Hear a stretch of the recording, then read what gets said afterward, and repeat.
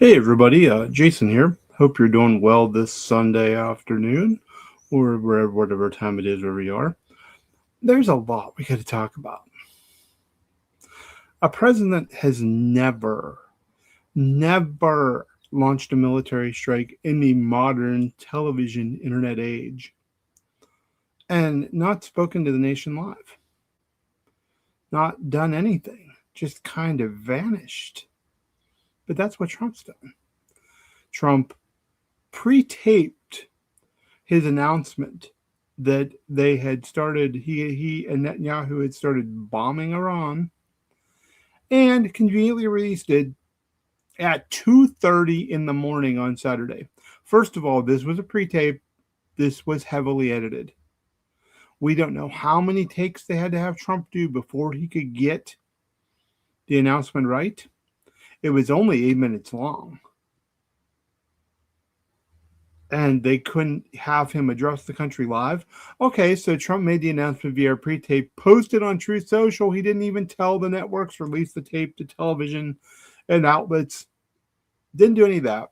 Just posted on Truth Social. Everybody had to kind of figure it out while much of the country was asleep. Now, why do you think they did that? Nothing in politics is ever done by accident.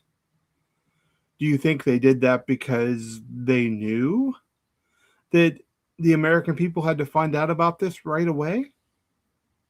Or do you think they did this because they knew the American people were opposed to this action? So they tried to start it while most people were sleeping, so there could not be an immediate pushback till the hours later the following morning, so that they could potentially set the narrative for the story about these strikes and place the opponents to this action behind the eight ball, because perception matters in politics.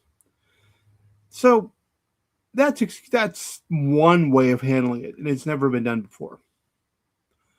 What's more troubling is Trump didn't address the nation on Saturday. Not a word, not a peep. There's no reason not to address the nation.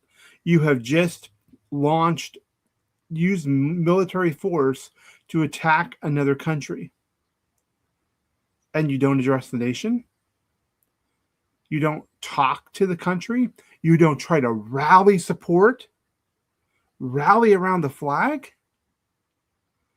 Nothing. You sit in your private club and do nothing. Well, we've seen this before on 1/6. Trump also did nothing after he incited an insurrection. So then we come to Saturday night, where Trump still partied with his millionaire and billionaire donors at Mar-a-Lago. And did he take any time out to maybe talk to the country about this giant military action he started? Nah, not important. Not important at all. So then we get to Sunday. Surely by Sunday and the Sunday news shows, the Trump administration will fill the Sunday news shows with primary guests, because in case you notice, administration guests always go first on the shows, and administration spokespeople. Were there any administration officials on the Sunday shows? The answer to that question is no. There wasn't a single one. Now, these people will show up on the Sunday shows every single week. It doesn't matter if it's a holiday. It doesn't matter what's going on. They show up. They're on the Sunday shows. They don't show up on the Sunday shows this week. That's an intentional decision. Because, well, I have my theories, and we'll get to those in a moment. So here we are. Trump's bound to come back from Mar-a-Lago at some point today. Maybe there'll be like a little taped thing where he talks to the poll reporters on the plane, like they often do on Sunday evenings, and release that. But again, that's not live. That's not live conversation. That's not standing in front of the American people and saying, I have just committed your tax dollars, your treasure, and the blood of your sons and daughters, husbands, wives, to a military action in the Middle East. And I need to tell you why. And I need to ask for your support. He hasn't done that, and he's not going to do that. And by the time he does do that, maybe tomorrow, which there's no plan on the schedule for that to happen. I'm not saying it's going to happen. I'm not saying there's no rollout plan to happen. There's nothing. So what's the plan? American troops are dying. At least 3. We know at least 3. CENTCOM hasn't given an update since 9:30 a.m. Eastern. So we don't know if there's more.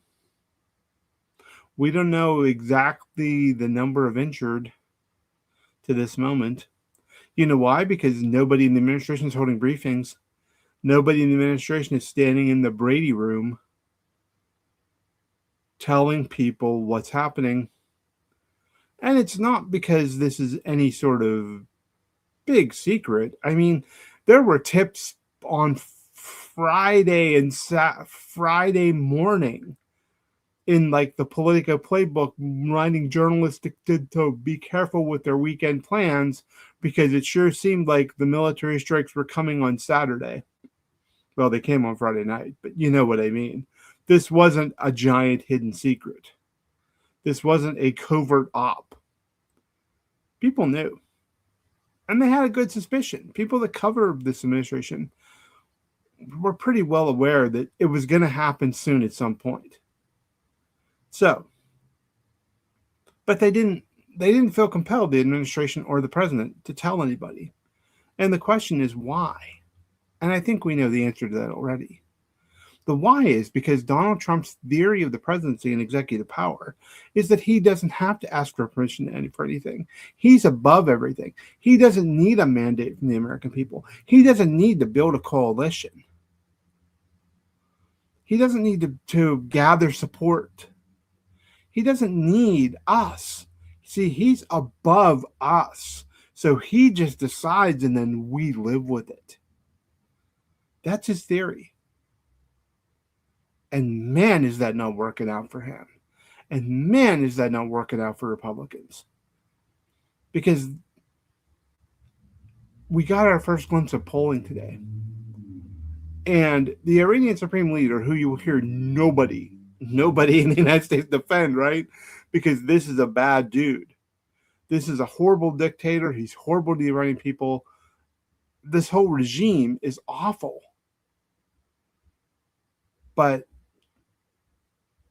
we don't get an update. We don't get a reasoning for why now. We're just left speculating. And the polling says only 1 out of every 4 Americans and over 50% of Republicans do not support the killing of Iran's supreme leader and Iranian leadership like this. You know why? Because the country doesn't want another Middle Eastern war. That's point number 1. That's the obvious point number 1. Point number 2 is the president didn't come and ask. The president didn't bother to ask us. Okay? That's the whole thing. And so you can't expect, as Trump did, people would just fall in line with this without building a coalition and trying to gather popular support. Overall, just 27% of Americans, which, by the way, the Trump MAGA base of support in polling is usually between 30 and 36%. That means there's a percentage of MAGAs, Trump's most serious, staunch supporters, that aren't going along with this, that don't like this either. Because this isn't a liberal or a conservative thing. This is about whether one man has the power or one woman has the power to take the country to war without our consent, to risk American lives, to tell us that we cannot extend Obamacare subsidies or we can't pay for things to help our own people, but we can spend millions of dollars, tens and hundreds of millions of dollars, bombing Iran. That's, if you want to make a conservative argument, that money should stay home. That money shouldn't be dropped on Iran. in the form of munitions and weapons. Now, why are they doing this? Well, Lindsey Graham, who apparently got to play the role of Trump spokesperson on Meet the Press today. And by the way, the two most prominent people that were showed up on the Sunday show today were Lindsey Graham and Tom Cotton, senators, respectively, from South Carolina and Arkansas. They're both neocons. Trump, who used to brag about never starting a foreign war, right?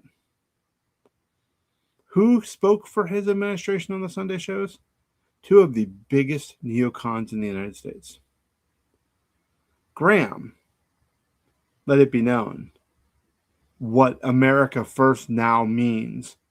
And if there's any Trump supporters, Trump voters, conservatives listening, watching this at the moment, I want you to listen to this quick little clip with me. And then if you can, in the comments, tell me if this is what America First means to you. Because this is what Lindsey Graham says it means now. Who wish us ill with a record of trying to destroy us in the region. Let's back this up there. But America First is to kill people who wish us ill with a record of trying to destroy us in the region, to take them off the table. Celebrate today, please, my Democratic colleagues, that the most evil man on the planet is no more. So, according to Lindsey Graham, America First is now we go around the world and kill people. That's what America First is. Now, I've covered a lot, thousands of Trump speeches and rallies in the last 10 years. I've never heard him define America First that way. But I have heard Trump say that America First is whatever he says it is. But this goes right up against Trump's whole theory of I don't start foreign wars and the U.S. doesn't belong in foreign wars. Now we are to the point where the administration policy is we should just go around the world and kill people that are bad or people we think are bad. That's the policy. That's what Lindsey Graham is saying. I'll pull up a few comments here. Our old friend Bridge says, our Congress ran by Republicans is shameful. They don't even show up. Missing in action Republicans. This brings up a really good point from Bridge. Because Democrats, as soon as this attack happened, called for Congress to immediately come back into session and start debating the war powers resolution. And, getting Republicans on the record. And if people are opposed to this war, the Congress can stop Trump and limit what he can do in Iran.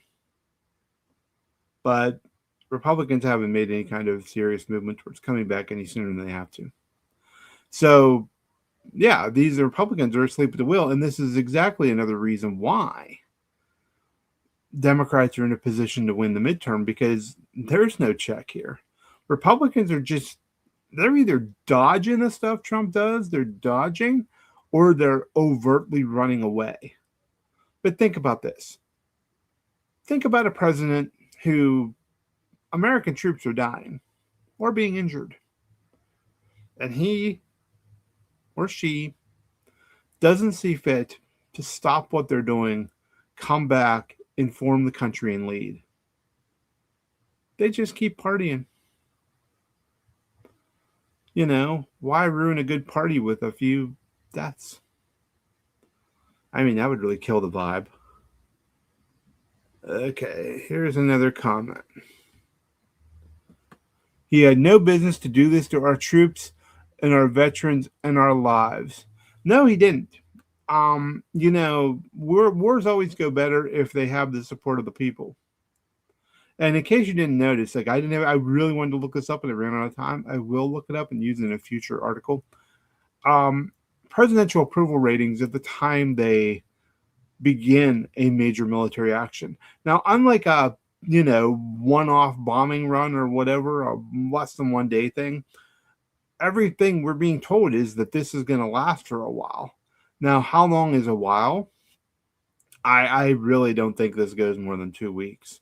Looking at how overextended Trump has what Trump has done to U.S. military resources and the fact that Netanyahu is also overextended, I don't think this goes more than a couple of weeks. And there's a serious conversation about the fact that this bombing alone isn't going to work. That the Iranian regime has been entrenched for nearly half a century, and if you were going to remove that regime, which I'm not advocating for, but if you were going to do it, let's say the quote unquote air quotes right way, you would do it with troops, and it would be a sustained months long military campaign because that regime is entrenched. There are 1.2 million police and Revolutionary Guard people there working to repress the people of Iran. The people of Iran are unarmed. And as we've seen so far, a big tell is the Iranians have been able to respond. So these deaths that have occurred in leadership have not debilitated the leadership structure of the country.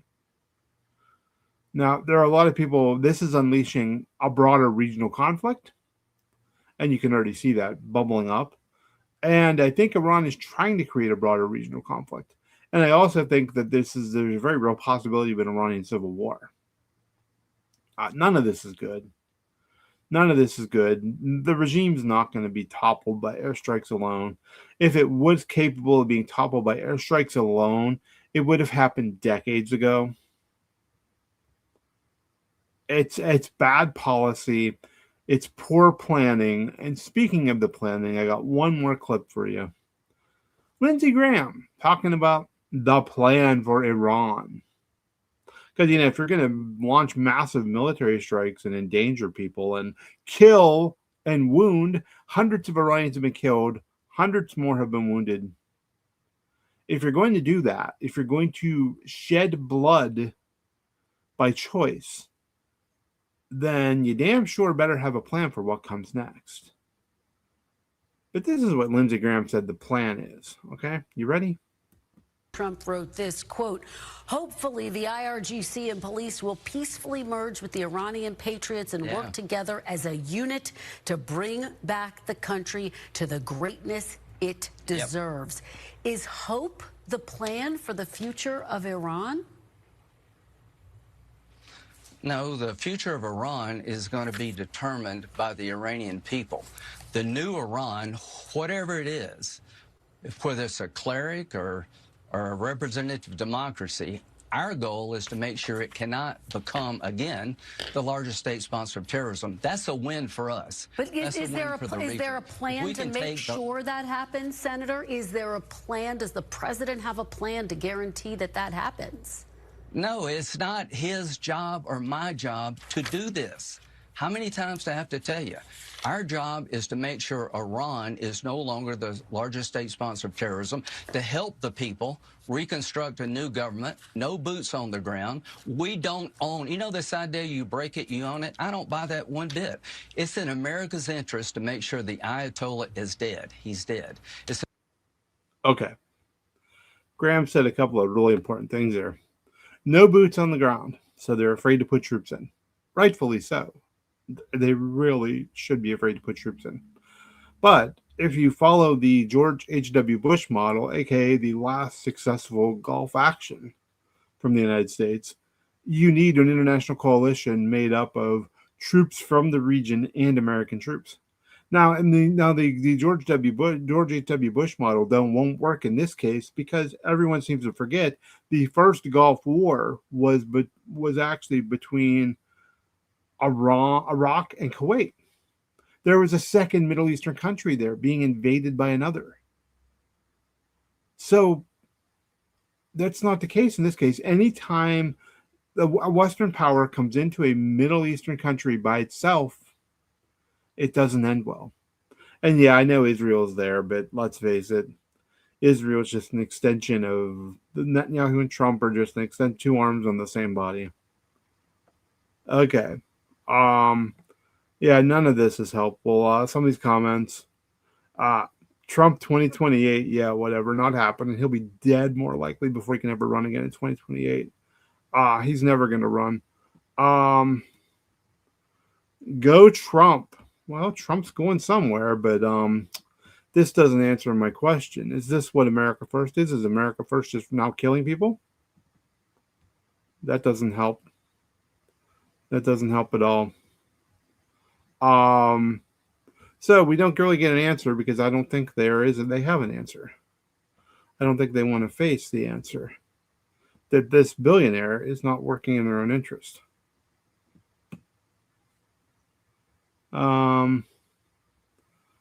Let's see. I don't know. Someone says, read my comments, loser. Well, no, I don't think so. I don't know who you're talking to or what you're talking about or if you're fighting with somebody in the comment section, and I truly don't care.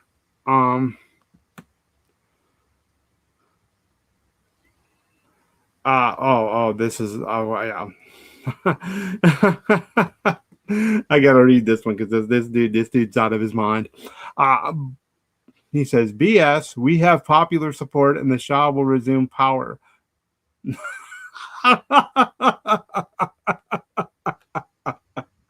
You're delusional. No, you don't have popular support. Every single poll has shown opposition to this so far. The opposition is only going to continue to grow. So, no. And this is probably going to hurt Republicans in the midterms even more than they're already hurt. You can always tell that they don't have a good argument whenever they start throwing insults out there. Oh,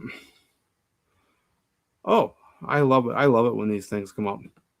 Who is this fool? He knows nothing about presidential powers. Actually, I know a lot about presidential powers. And I know when a president is violating their powers, plainly and clearly violating their powers, because Trump doesn't have the power. The constitutional power Donald Trump has, and you might want to check the Constitution here.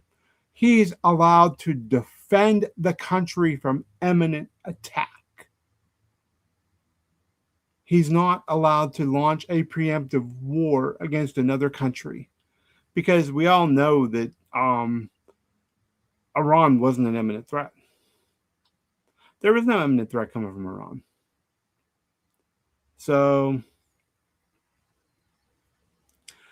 whoa. So, there's just nothing. I don't understand this. I know that, you folks don't want to face reality that your president has completely betrayed you and doesn't care about you.